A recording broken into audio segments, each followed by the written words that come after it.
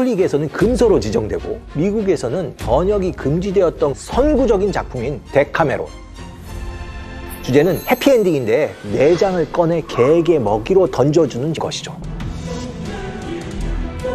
아내가 바람이 난 것을 알고 그의 심장을 먹으라고 주는 장면인데 머리를 수습해서 화분에 숨겨놓습니다. 정말 끔찍하죠.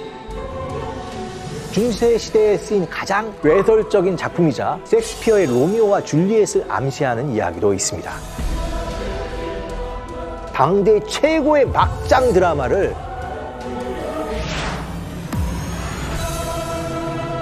안녕하세요. 한국예술종합학교 교수 미술사학자 양정무입니다. 중세 이탈리아 문학을 이야기할 때 빼놓지 않는 두 작품이 있습니다. 하나는 단테의 신곡, 신의 노래이고요.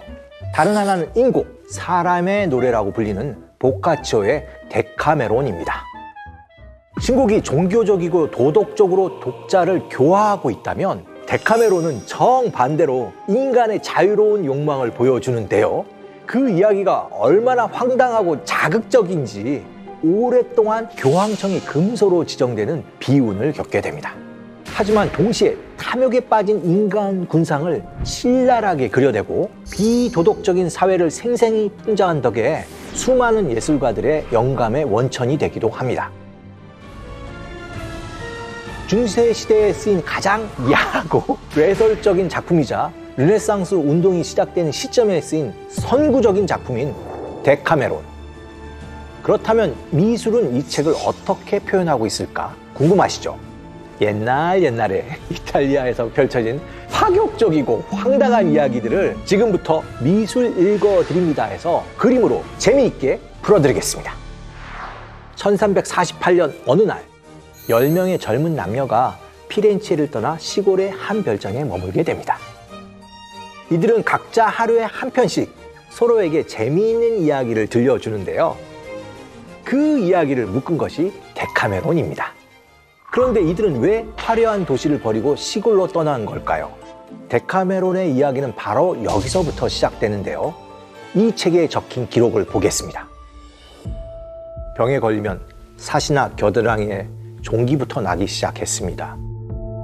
종기는 삽시간에 온몸으로 퍼져나갔고 검거나 낯빛을 띠는 반점들이 나타났습니다. 이 반점이 나타나면 누구나 죽음을 맞았습니다. 피부가 검게 변한다는 이야기를 들으니 떠오르는 것이 하나 있죠. 맞습니다. 흑사병인데요.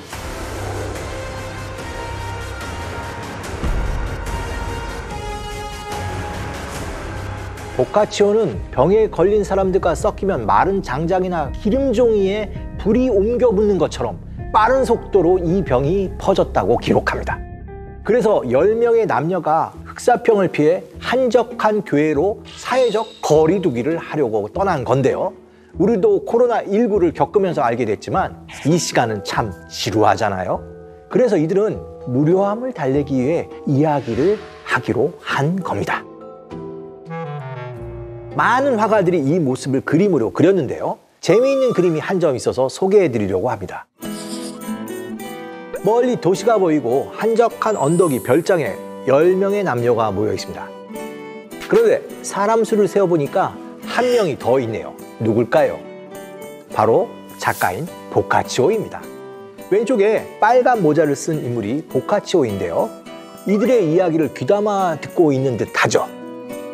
데카메론이 끼칠 사회적 파장이 걱정됐는지 내가 한 이야기가 아니라 그저 이들이 한 이야기를 전했을 뿐이라고 말하는 것 같습니다.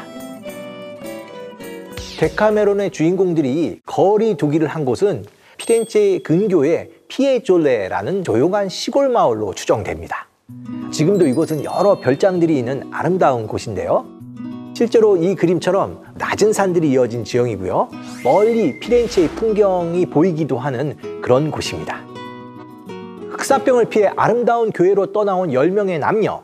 이들은 과연 어떤 이야기를 나눴을까요? 데카메론이 카톨릭에서는 금서로 지정되고 미국에서는 1930년대까지 번역이 금지되었던 것을 생각해보면 그 내용이 얼마나 파격적일지 짐작이 되는데요. 저도 영국에서 유학을 할 때 영국에 있는 도서관에서 19세기에 영어로 번역된 데카메론을 봤는데 중간중간에 빈 페이지가 있는 거예요. 왜 이런 책이 있지? 하고 봤는데 이렇게 써 있는 걸로 기억됩니다. 여기서부터는 번역하기 부끄럽다. 그야말로 남녀 상렬지사라 글로 다 할 수 없다라는 말이겠죠. 우선 간단히 책의 목차에 대해 소개해 드리겠습니다. 목차를 먼저 보면 어느 부분이 제일 재미있을지 골라보는 재미도 커지잖아요. 첫 번째 날의 주제는 자유주제입니다. 분위기도 익힐 겸 하고 싶은 이야기를 마음대로 풀어놓는데요. 두 번째 날의 주제는 고생 끝에 낙이 오는 이야기로 고생 끝에 목숨을 건지거나 연인을 얻는 그런 이야기로 구성되어 있습니다. 세 번째 날의 주제는 꾀를 내어 간절히 원하는 것을 얻어내는 그런 이야기죠.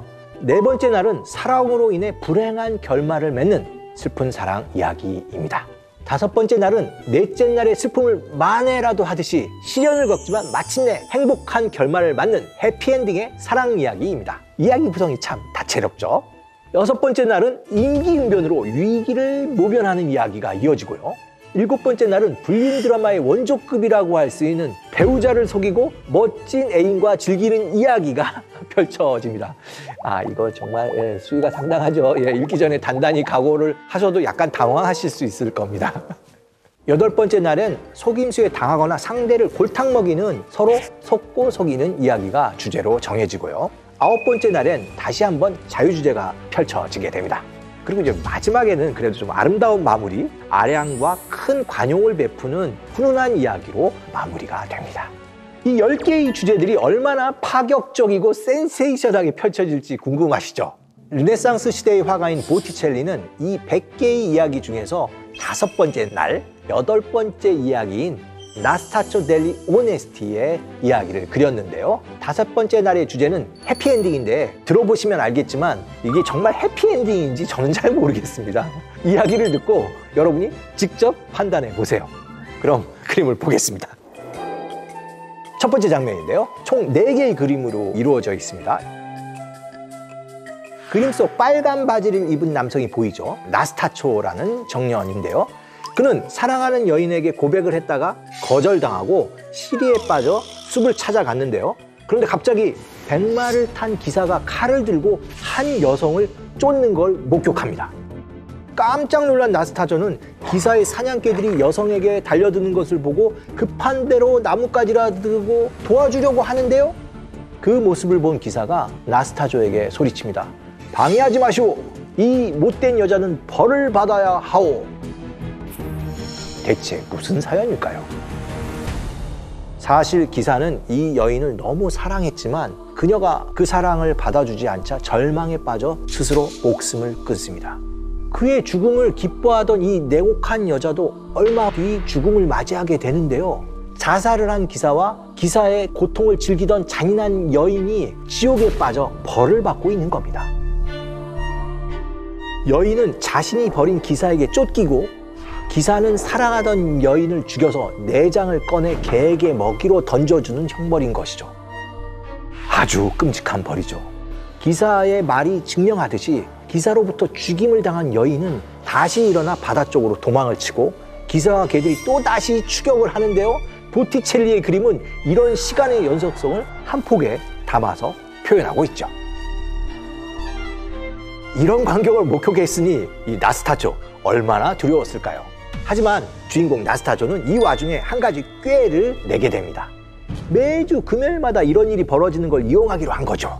사건이 벌어지는 숲에서 가족과 친구, 사랑하는 여인을 초대해 금요일 그 시간에 연애를 열기로 한 거죠. 그리고 자신이 목격한 장면을 모두가 보게 하는데요. 결과는 어땠을까요? 그림에 나타나 있듯이 연애는 아수라장이 됐고 사람들이 혼비백산합니다.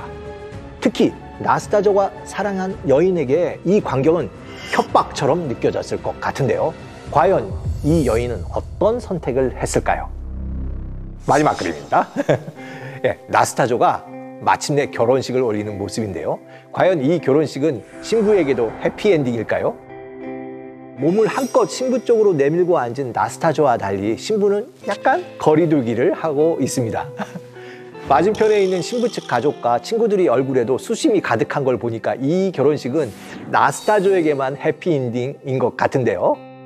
한 가지 재미있는 사실은 이 그림이 당시 결혼 선물용이었다는 건데요. 사람들은 이 그림의 의미를 알고 선물했던 걸까요? 엽기성과 폭력성으로 보면 오늘날의 막장 드라마에 전혀 뒤지지 않는 나스타조 델리 오네스티의 이야기였습니다.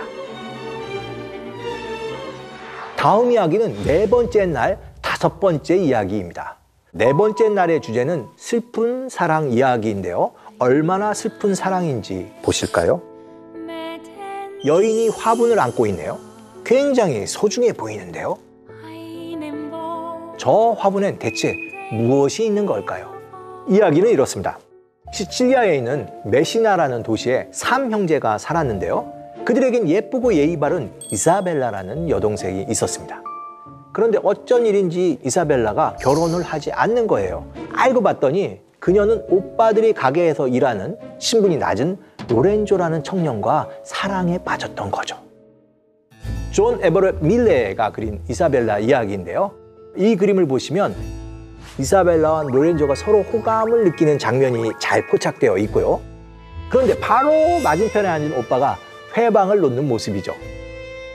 비극적인 사랑 이야기의 서막이 올라가는 바로 그 순간입니다. 종호봉과 여동생이 만나는 게 못마땅했던 삼형제, 결국 로렌초를 살해하고 마는데요. 그런데 죽은 로렌초는 이사벨라의 꿈에 나타나 자신이 묻혀있는 곳을 알려주고 이사벨라는 그곳을 찾아가서 그의 시신을 발견하죠. 이사벨라는 시신을 다 가져올 수 없자 일단 머리를 수습해서 가져오게 되죠. 집에 돌아온 이사벨라는 로렌조의 머리를 화분에 숨겨 놓습니다.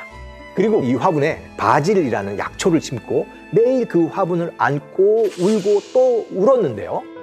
지금 이 그림은 영국의 화가 윌리엄 홀맨 헌트가 그린 그림입니다.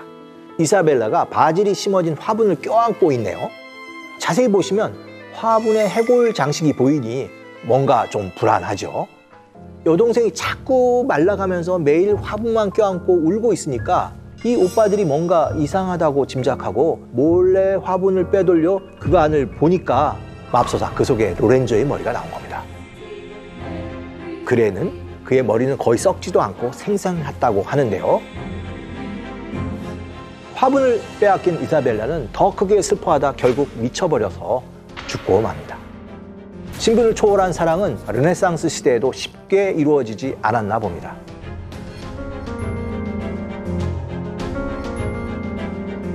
데카메론에는 이같이 엽기적이고 잔혹한 이야기들이 가득합니다. 그리고 보카치오의 예상대로 흑사병에 지친 사람들로부터 열광적인 호응을 받으며 당대 최고의 베스트셀러가 되는데요. 당시 남아있는 필사본 중에서 가장 값지고 귀한 필사본 하나가 전해지고 있어서 오늘 소개해드리려고 합니다. 가로 28.5cm, 세로 40cm의 크기의 이 필사본은 395장의 양피지로 구성되어 있으며 당시 아주 유명한 플랑드르의 필사가 기유베르 드 메의 참여에 의해서 제작됩니다. 그럼 사파를 한번 볼까요? 색감엔 풍성함과 도창성이 가득하고 이 장면은 유머러스한 상황부터 특히 에로틱, 비극까지 아주 다채롭게 그려져 있는데요. 이 필사본은 프랑스의 한 수도원장에게 의뢰를 받아 제작되었는데요. 브루고뉴 공작이 이 수도원을 방문했을 때 선물로 전달된 것으로 추정됩니다.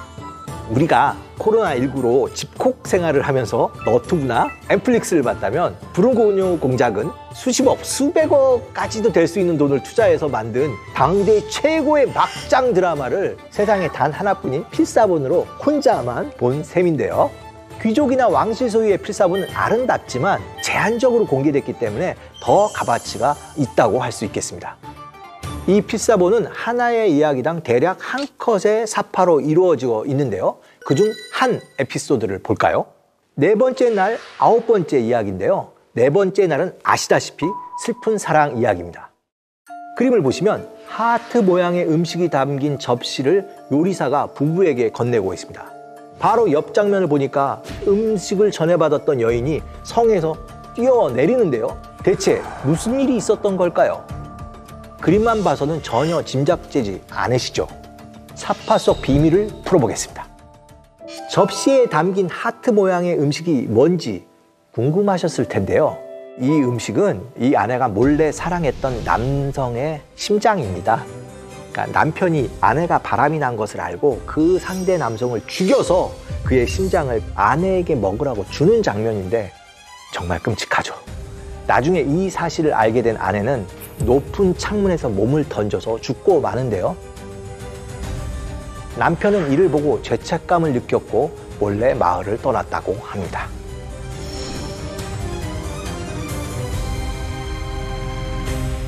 보카치오의 데카메론에서 슬픈 사랑 이야기를 다룬 네 번째 날에는 셰익스피어의 로미오와 줄리엣을 암시하는 이야기도 있습니다. 네 번째 날, 여덟 번째의 이야기인데요. 지롤라모와 소꿉친구인 실베스트라는 서로 사랑하지만 신분의 차이 때문에 사랑을 이루지 못합니다. 지롤라모는 신분이 높고 실베스트라는 재단사의 딸이었거든요. 둘의 사랑을 떼어놓기 위해 지롤라모가 14살이 되었을 때 그의 어머니는 그를 프랑스 파리로 보내게 되는데요. 2년 후 16살이 된 지롤라모가 고향으로 다시 돌아왔을 때 깜짝 놀라고 맙니다. 사랑하는 실베스트라가 다른 재단공과 결혼을 해버린 거죠. 이 소식을 듣고 지롤라모는 옛 연인의 집을 찾아갑니다. 갔더니 자기의 연인은 남편과 잠들어 있었는데요. 그 옆에 가서 지롤라모가 눕게 되는 거죠. 말도 안 되는 일이지만 일단 이게 다 됩니다, 그 안에선. 그런데 그냥 누워만 있겠다던 지롤라모가 갑자기 움직이지 않는 거예요. 소위 말하면 절명한 겁니다. 지롤라모의 장례식이 있는 날 실베스트라는 역시 슬픔에 못 이겨 그의 곁에서 죽게 된다는 겁니다. 그림의 오른쪽을 보게 되면 실베스트라와 지롤라모는 죽어서 한 관에 묻히게 된다는 그런 이야기가 있는데 결국 그 두 사람은 죽음으로 하나가 되는 것이죠. 어떠세요? 정말 약간 로미오와 줄리엣이 연상되기도 합니다. 지금까지 데카메론 속 이야기를 몇 가지 들려드렸는데요. 이쯤 되면 이런 궁금증이 생기실 것 같습니다. 이 시대엔 대체 왜 이런 막장 드라마가 인기였을까?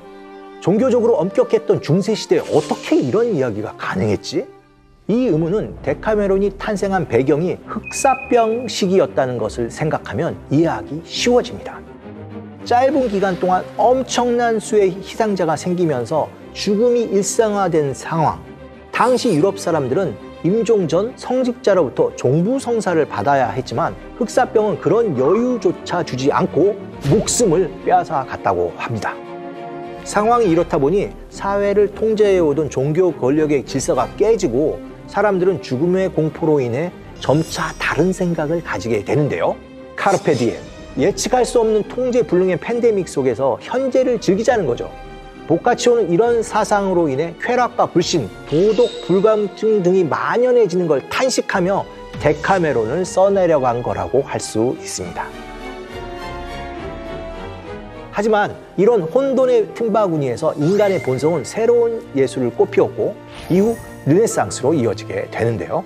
데카메론의 잔인하고 강렬한 이야기와 그림들은 팬데믹을 이기는 중세 사람들만의 예술적 치유 방식은 아니었을까요?